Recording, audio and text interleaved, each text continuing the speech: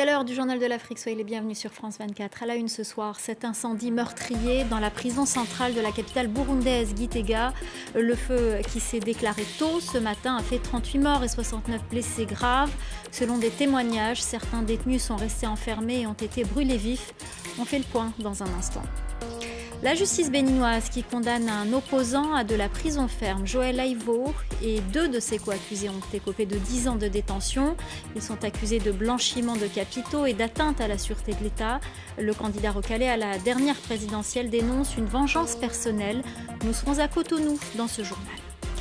Et à la fin de cette édition, nous irons en République centrafricaine. Vous verrez que certains entrepreneurs tentent de produire du manioc. Le climat dans le pays est adapté, mais la situation sécuritaire rend parfois les choses difficiles. Reportage à suivre. On commence donc par cet incendie meurtrier dans la prison centrale de Gitega au Burundi. Ces chiffres illustrent parfaitement l'ampleur du drame. 38 morts, dont 12 asphyxiés et 26 par brûlure profonde. Le feu s'est déclaré tôt ce matin. De nombreux détenus sont restés enfermés sans pouvoir s'échapper des flammes. Les précisions de Laurent Berstécher. L'incendie s'est déclaré dans la nuit, surprenant les prisonniers dans leur sommeil. Selon une source policière, 2 heures se sont écoulées avant l'arrivée du premier camion de pompiers. Un délai qui a coûté la vie à au moins 38 détenus qui se sont retrouvés prisonniers des flammes. Arrivé sur place, le vice-président burundais évoque un court-circuit à l'origine de l'incendie meurtrier. Il y a qui veut faire une petite prise de tension quelque part pour charger au téléphone. Je ne sais pas qui veut avoir une petite ampoule pour l'éclairage. Ce genre d'installation supplémentaire est fait anarchiquement, cause souvent des dégâts énormes. Troisième établissement pénitentiaire du pays, la prison de Gitega abrite plus de 1500 détenus pour seulement 400 places, selon les chiffres officiels. Elle est loin d'être un cas isolé au Burundi, où la surpopulation carcérale est un problème majeur. Malgré l'annonce d'une grâce présidentielle pour plus de 5200 détenus début mars afin de désengorger les prisons, près de 13 000 Burundais croupissent toujours dans des cellules, censées en accueillir un maximum de 4 300. Cette condamnation au Bénin, l'opposant Joël Aivo et deux de ses co-accusés ont écopé de 10 ans de prison ferme, une lourde peine à l'encontre du célèbre constitutionnaliste, candidat recalé à la dernière présidentielle. Il est accusé entre autres d'atteinte à la sûreté de l'État. Lui dénonce une vengeance personnelle. La correspondance à Cotonou d'Emmanuel Sodji. À l'énoncé du verdict au milieu de la nuit dernière, Joël Aivo est resté impassible, allant même jusqu'à réconforter ceux qui avaient fait le déplacement pour le soutenir durant ce procès qui aura duré près de 20 heures. Il leur a demandé de rester fort et digne et pourtant Joël Aivo, professeur de droit, écope de 10 ans de prison ferme, 45 millions d'amende, environ 70 000 euros. 10 ans de prison aussi pour deux autres co-accusés. Le troisième, le comptable du professeur, est lui acquitté. Tous les quatre étaient jugés devant la Criette, la Cour de répression des infractions économiques et du terrorisme, pour atteinte à la sûreté de l'État et blanchiment de capitaux. Les avocats avaient plaidé l'acquittement de l'homme de droit, car selon eux, le dossier est vide dans le fond. Deux des accusés ont répété qu'ils n'ont jamais rencontré l'universitaire et son comptable. Écoutez Jacques Bonou, l'un des avocats de Joël Aivo. Lors de l'instruction, aucune autre information particulière n'est venue concrétiser ou illustrer la culpabilité de Joël Aivo. Mais on peut comprendre que et le gouvernement, et la Criette, et les collègues, et certains collègues de la fac de droit avaient l'ambition de voir disparaître le professeur Aivo du paysage politique. Joël Aivo nie les faits qui lui sont reprochés depuis qu'il a été arrêté il y a 8 mois. Devant la Cour, il n'a pas cessé d'affirmer qu'il était poursuivi pour avoir préparé une candidature indépendante capable de provoquer l'alternance au sommet de l'État. Il dispose à présent de 15 jours pour faire appel du verdict. Tous les regards sont désormais tournés vers un autre procès vendredi prochain. C'est celui de Rekia Madougou, figure de l'opposition, ex-ministre de la Justice sous la présidence de Thomas Boniyayi. Cette candidate a également été recalée par la commission électorale. Elle est accusée d'association de malfaiteurs et financement du terrorisme. Elle est en prison depuis mars dernier. Ces arrestations au Mali, la justice a placé en détention à Bamako Oumar Mariko, le chef du parti Sadi, ainsi qu'un journaliste et un activiste pour diffusion d'injures et de menaces à l'encontre du Premier ministre de transition, Choguel Maïga. Les 3 hommes avaient été placés en garde à vue depuis 48 heures dans une gendarmerie de Bamako avant d'être écroués. Vital Kamerhe, ancien directeur de cabinet du président Félix Tshisekedi, a regagné son domicile lundi soir. Cette libération provisoire sous caution prononcée par la Cour de cassation fait polémique en République démocratique du Congo. Pour rappel, Vital Kamerhe a été incarcéré en avril 2020 après avoir été condamné en appel à 13 ans de prison pour détournement de fonds et corruption. Les précisions de notre correspondante à Kinshasa, Juliette Dubois. Pour les soutiens de Vital Kamerhe, cette mise en liberté provisoire est une victoire.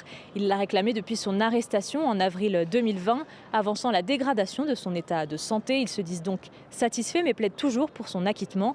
Le pourvoi en cassation de Vital Kamerhe doit encore être examiné. Pour rappel, l'ancien directeur de cabinet du président avait été condamné en juin 2020 pour avoir détourné près de 50 millions de dollars destinés à la construction de logements sociaux dans le cadre du projet présidentiel dit des 100 jours. À l'époque, ses partisans avaient dénoncé un procès politique destiné à évincer un potentiel rival pour la prochaine élection présidentielle de 2023. Mais aujourd'hui, cette libération est loin de faire l'unanimité, que ce soit dans la classe politique ou dans la société civile. Pour l'ACAJ, l'association congolaise pour l'accès à la justice, il s'agit d'un scandale judiciaire qui porte un coup à la lutte contre la corruption. De son côté, la coalition Le Congo n'est pas à vendre rappelle que cette libération intervient alors que l'argent détourné dans le cadre des 100 jours n'a jamais été rendu à l'État congolais.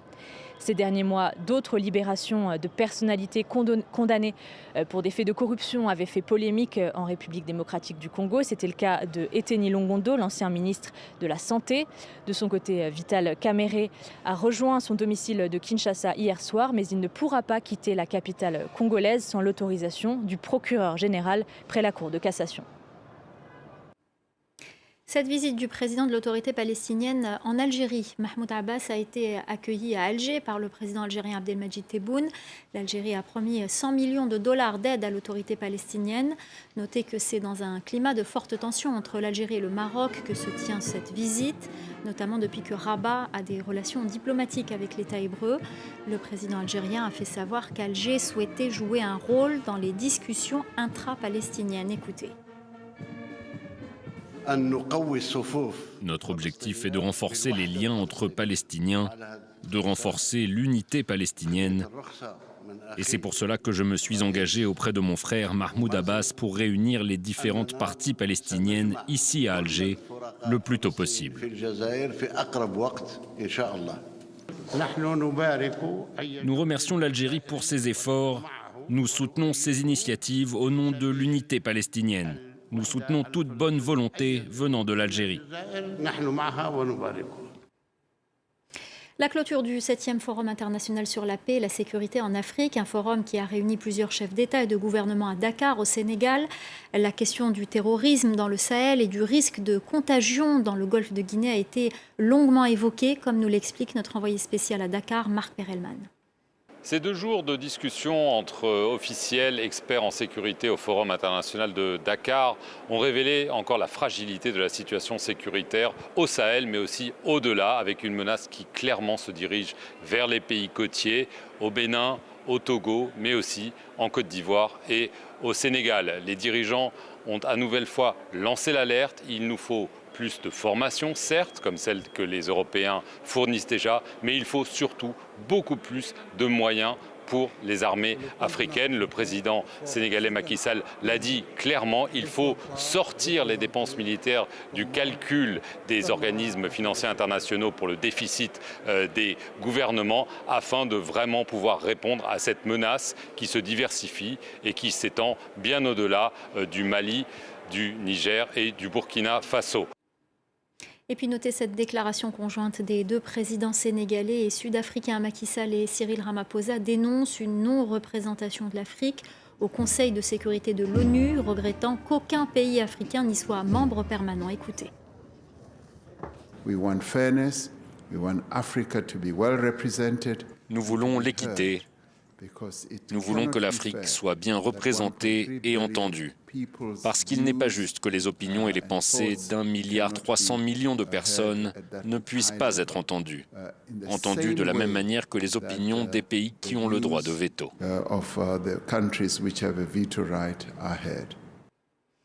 Et avant de se quitter, on fait une petite escale en République centrafricaine. Non loin de Bangui, la capitale, des entrepreneurs tentent de se lancer dans la production du manioc. C'est l'aliment de base dans le pays. Le tubercule s'adapte parfaitement au climat, mais sa production reste dépendante de la situation sécuritaire. Une insécurité qui devient alimentaire puisque plus d'un Centrafricain sur 2 ne mange pas à sa faim. Mais vous allez le voir que malgré les difficultés, certains ne se découragent pas. Reportage de Carole Valade et Clément Di-Romain. Un sol sablonneux, des pluies quotidiennes, des conditions idéales pour faire pousser le manioc dans ce champ situé en périphérie de Bangui. Oui, c'est la parcelle mise en jachère de l'autre côté. Voilà. Nous avons au moins 4 hectares. Okay. Johan est le directeur de l'une des premières exploitations semi-industrielles dans le pays. Mais faute de moyens mécaniques, la récolte se fait encore manuellement. Pour trouver le précieux tubercule, il faut déraciner son arbre. Et voilà, un bébé bien potelé. C'est ça. Un gros bébé. Ouais. De retour en Centrafrique après des études d'agronomie en Chine, le jeune entrepreneur veut aider son pays à atteindre l'autonomie alimentaire. Un défi titanesque. On importe encore le manioc malheureusement. Le besoin aujourd'hui est estimé à 800-900 000 tonnes à l'année. Mais malheureusement, nous n'arrivons pas encore à produire même pas 400 000 tonnes à l'année. À 2 pas de là, ses employés épluchent, découpent et lavent le manioc avant de le sécher au soleil. On récolte ce qu'on peut travailler le jour et on garde le reste pour demain. Par semaine, on peut donc produire de bonnes quantités, au moins 5 tonnes ou plus. La farine pour la pâte et les feuilles pour la sauce sont ensuite emballées, prêtes à la consommation. Voilà, alors là, nous le vendons sur le marché à 500 francs CFA. Un prix supérieur à celui du marché, mais en produit de meilleure qualité. L'entreprise de Johan a aussi l'ambition de trouver de nouveaux débouchés. C'est un verra. Comme transformer les épluchures en aliments pour le bétail. Comme le manioc est riche en énergie, on préfère mieux le manioc que le maïs. Parce que le maïs ici, c'est cher. Ça les nourrit bien et puis ça les grossit. Comme vous voyez, ils sont bien gras là. Sur le continent, le manioc est l'aliment le moins cher et le plus facile à produire. Sa production intensive pourrait permettre de pallier le risque de famine en Centrafrique. Voilà, c'est la fin du Journal de l'Afrique. Restez avec nous dans quelques instants, la suite de Paris Direct avec Audrey Racine.